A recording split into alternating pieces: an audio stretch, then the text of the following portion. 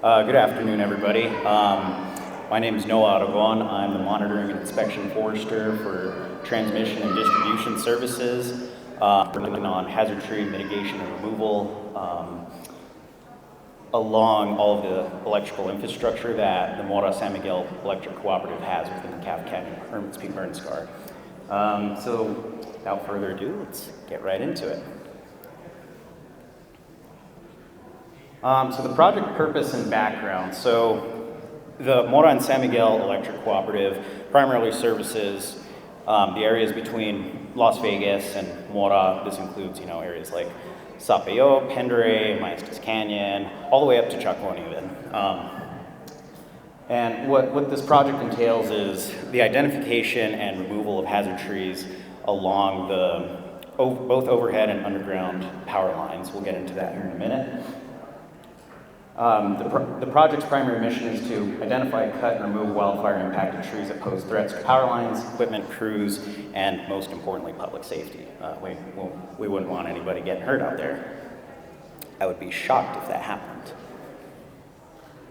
So the project scope, as mentioned, the Mora-San Miguel Electric Cooperative, I'll call it MSMEC just to save a little bit of time here, is partnered with a company out of Albuquerque called Transmission and Distribution Services.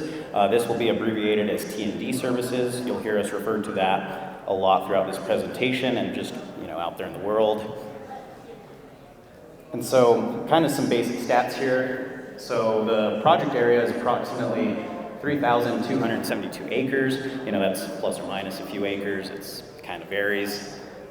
The total miles of power line that we've identified that will get this treatment is about 189 miles throughout the burn scar.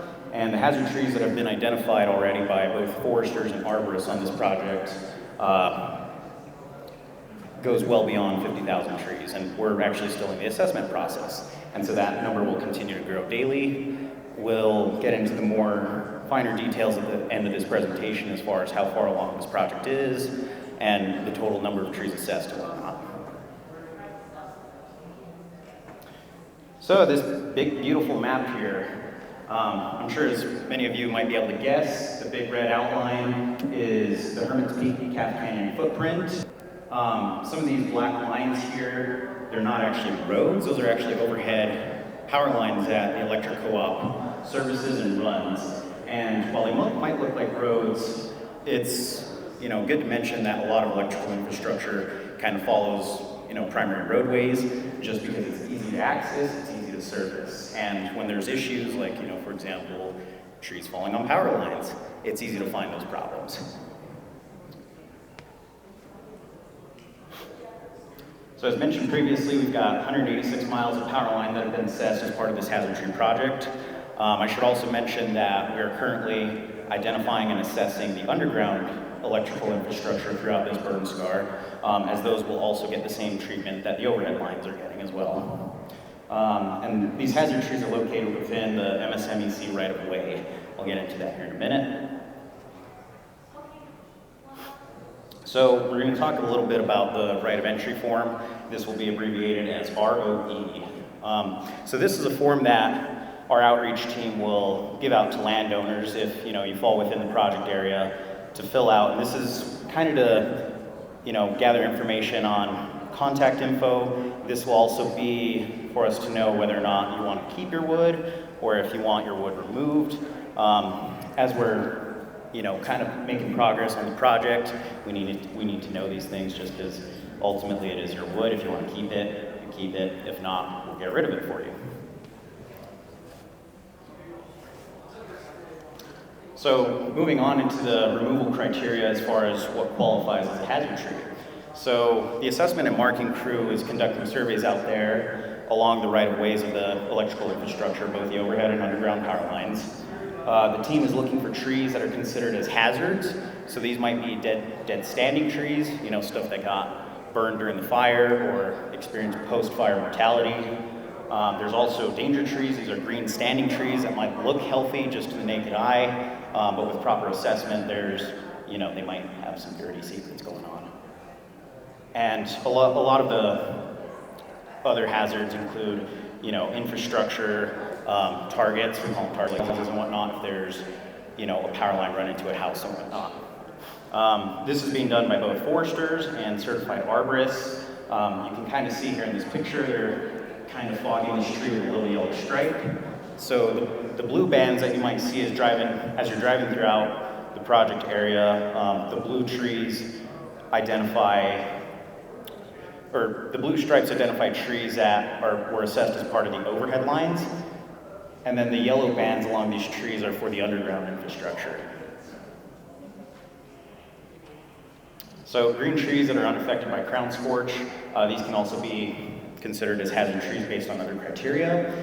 This criteria can include, but not limited to, a lean that is greater than 30% towards the power line, split trunks, we call those split trunks, forked. If they've got like a nice U shape and don't have good form, those might also be referred to as goalposts.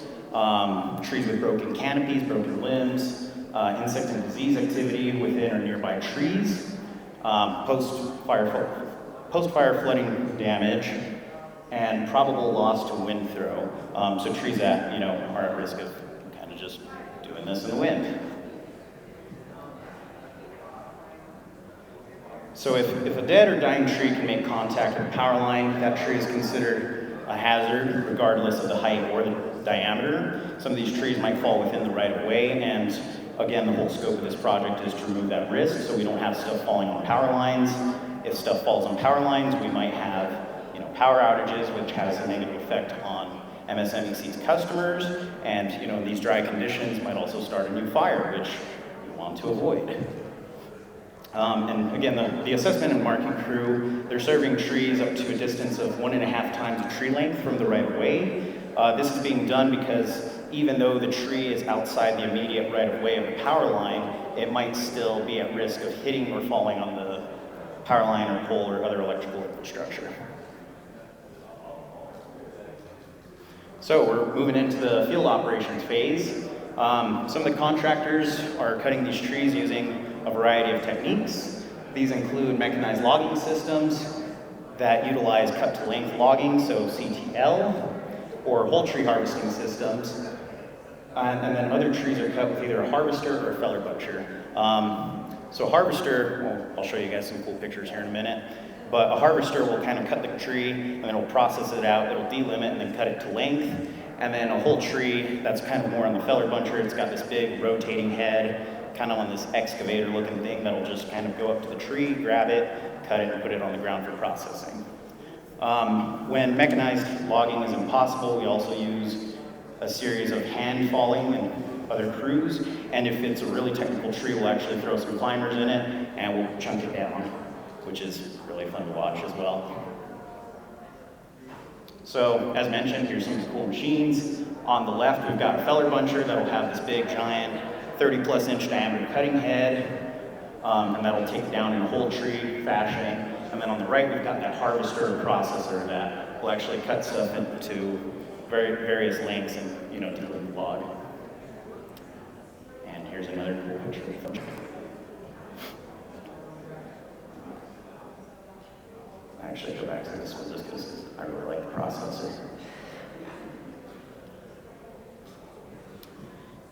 So once the trees are cut, they'll be processed with a harvester, or they'll be processed out by hand depending on the terrain. Processing by hand might include using chainsaws to buck and lop and scatter the debris. The logs will then be skidded and decked. This will either be done using kind of a grapple skidder or a machine called a forwarder that I'll show you here in a minute. And then the forwarders, which is generally what's used, will transport the logs to landings for landowners to either utilize the wood as they please if they've decided to keep the wood, or it'll be decked out where we can access it to haul it out at a later date. So here's a forwarder. I think they're really cool. I kind of want to buy one to go cut firewood with it, but that's off topic. Here's a forwarder in action, and you guys can kind of see the blue stripes on those logs, so these trees would have been assessed and cut as part of the overhead power line assessment and removal. So to continue, we've got 2 steps to deal with the debris. We've got mastication or lop and scatter. So mastication entails kind of a big wheeled machine that looks like a tractor that'll have kind of a big weighted cutting head that rotates, and it'll have cutting teeth on it. And basically it's like an open face wood chipper. So it'll break down material into stuff that's more manageable and will break down a lot nicer. And if that's not possible due to rocky terrain, steep terrain, whatever it may be, we'll utilize lop and scatter. And so that entails a hand crew going in with a chainsaw and kind of breaking down the limbs, making it look nice and pretty, and all that debris will break down eventually. And here's a masticator. So this head on the end, that's kind of the part I'm talking about, that it has cutting teeth on. Basically the guy will just go back and forth and break this stuff into nice, beautiful wood chips, which will be good for soil cover.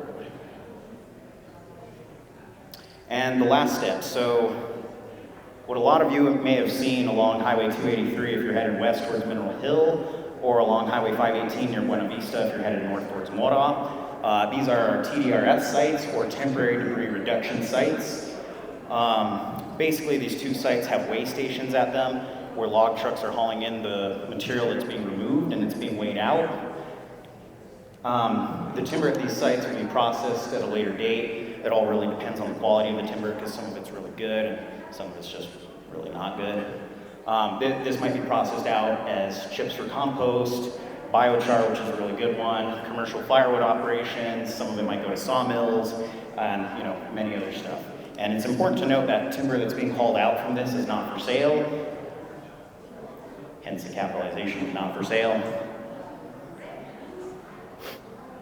And to close it all out, to date we have over 186 miles of power lines completed that we've assessed. We have a total of 51,851 trees assessed. There have been over 2,000 tons of debris hauled out, so that timber I just talked about at the TDRS sites, and we are 43% completed with this project, and we're estimated to be wrapped up by early 2020. So with that being said, I want to thank you all for your time. Thank you for having me and listening to me up here talk about our hazard tree project. If any of you guys have any questions, might have time for questions. If not, by all means, come find our table just over there and we can chat. Thank you. Thank you, Mora. And does anyone have questions?